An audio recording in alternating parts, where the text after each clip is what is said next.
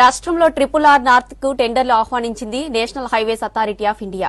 7,100 కోట్లకు పైగా వ్యయంతో గ్రీన్ ఫీల్డ్ 4-వే ఎక్స్ప్రెస్ హైవేగా నిర్మాణం చేపట్టనున్నారు. 2 ఏళ్లలో పూర్తి చేయాలని టెండర్లో పేర్కొంది NHAI.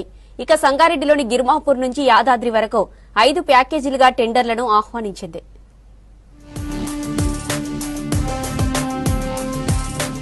హైదరాబాద్ చుట్టూ నిర్మించే రీజనల్ రింగ్ రోడ్డు పనుల్లో ముందడుగు పడింది.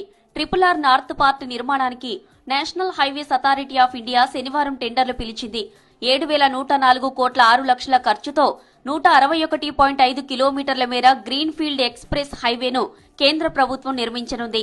సంగారెడ్డి జిల్లా గిర్మాపూర్ గ్రామం నుంచి స్టార్ట్ కానున్న నార్త్ పార్ట్ యాదాద్రి భువనగిరి జిల్లా రాయగిరి వరకు ఉంటుంది.